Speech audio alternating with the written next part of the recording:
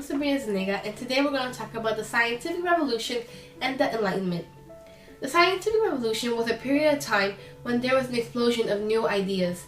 People started questioning about life, about the earth, and about the whole universe. This new wave of observation changed the way people viewed the earth. Due to these observations was the creation of the scientific method. The scientific method was a logical procedure for gathering and testing new ideas. People used reason to figure things out. This method was created by Francis Bacon.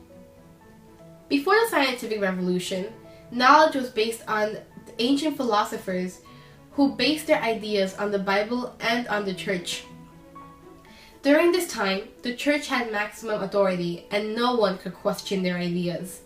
There was no freedom for people to express their new discoveries.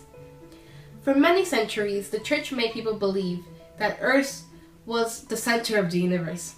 This was called the geocentric theory.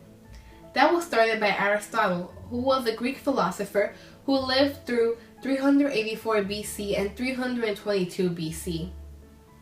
Years later, the astronomer Nicholas Copernicus reasoned that the stars, the Earth, and other planets revolved around the sun, not the Earth. This was called the heliocentric theory. Then, 100 years later after that, the astronomer Galileo Galilei proved Copernicus' theory through the invention of the telescope. The telescope opened many new discoveries because people saw things that they never saw before. Galileo wrote a book called The Starry Messenger, revealing his discoveries and his ideas.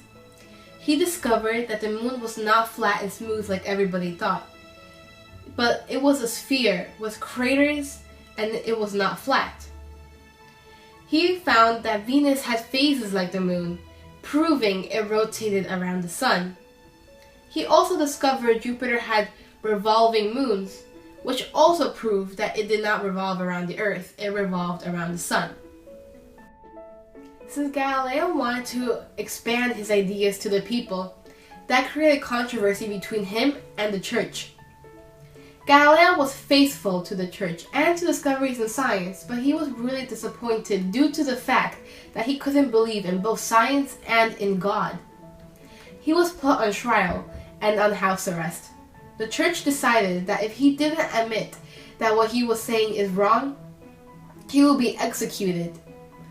He admitted that he was wrong to the church because he wanted to protect his life, but he privately held that his statements were correct. Other people contributed to the scientific revolution, and these people were Johannes Kepler. He discovered that the planets revolve around the sun, but in elliptical orbits. René Descartes, he created analytical geography. He also encouraged people to doubt everything. Another person was Isaac Newton. He helped to bring together the breakthrough under a single theory of motion. He is famous for discovering the law of gravity. Fun fact, he was under an apple tree when he started to think about this new theory. An apple fell on his head and he thought, how did it fall? Why doesn't it go back up? And that's because of the theory of gravity. He also invented calculus, and we all know we love calculus. Another person was Zacharias Janssen. His profession was making eyeglasses for people, but then he expanded that by making the microscope. And then Anton van Leeuwenhoek came in and used the microscope to observe tooth scrapings and bacteria. He was the first person to view red blood cells. And lastly, William Harvey. He realized that the heart pumps blood. He realized this through killing animals like horses. He had the curiosity to know what happened inside an organism, and then he discovered this through viewing that inside. The influence of the scientific revolution soon spread beyond the world of science. People began to look for laws governing human behavior as well. They hoped to apply reason and the scientific method to all aspects of society, to government, religion, economics, and education. And this way, the ideas of the scientific revolution paved the way for a new movement called the Enlightenment, or the Age of Reason. Enlightenment thinkers were also known as philosophers. This movement reached its heights in the mid-1700s. This time was vital to the world history. Ideas and beliefs started to spread. People stood up for what they believed in.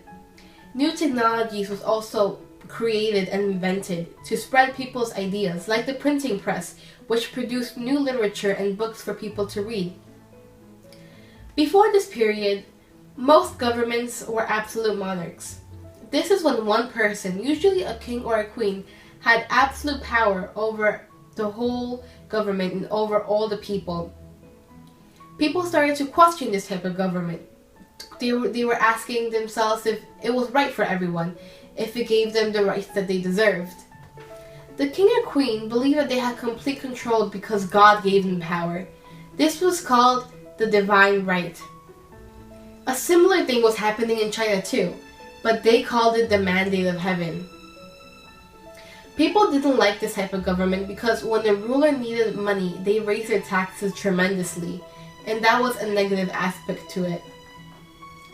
Many philosophers started creating their own opinion to this type of government. Two opposing views was Thomas Hobbes and John Locke. Thomas Hobbes believed that humans are naturally selfish and wicked. He viewed that the government had to keep everything in order, that the people had to hand their rights to the government and the government had to give them protection. He liked the idea of the absolute monarchy. He believed that the government should have constant control and that the people had no rights.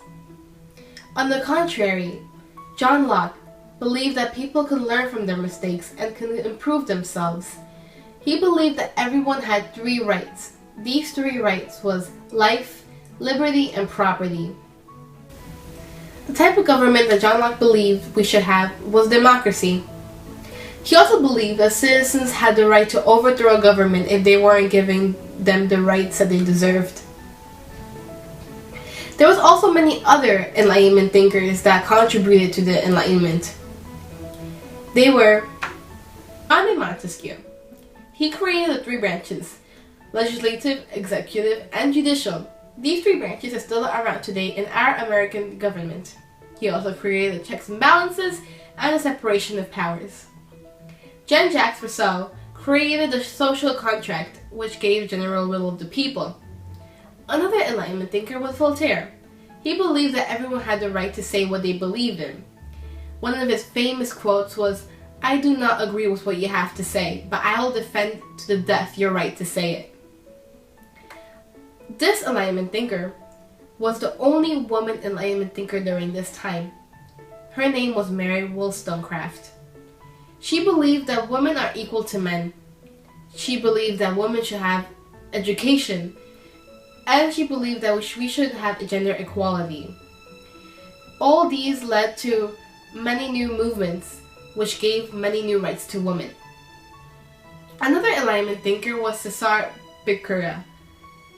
He believed that punishment should be proportional to the crime. He wanted to abolish the death penalty and abolish torture. He also believed that everyone is innocent until proven guilty. Lastly, the last Enlightenment thinker was William Wilberforce.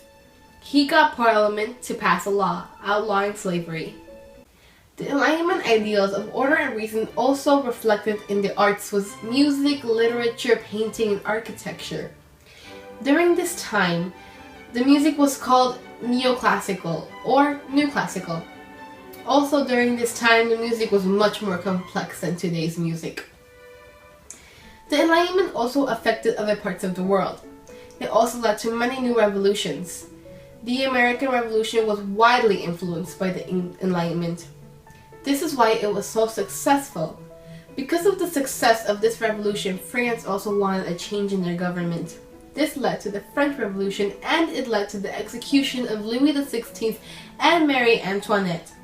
they ruled was an absolute monarchy, and the people wanted something better, and they believed they needed something better. These were just 2 revolutions that it affected, and it affected many more parts of the world. It still affects us today in our society, because if it weren't for the Enlightenment, we wouldn't have the type of government we have today. These 2 revolutions affected the world even in our days, and it molded our society. As you can see, the scientific revolution expanded the thoughts of the people and brought many new advances to the world, and the Enlightenment brought the idea of the importance of the individual and the type of government that should be formed. I hope that you learned a little bit about the scientific revolution and the Enlightenment today. Thank you for watching.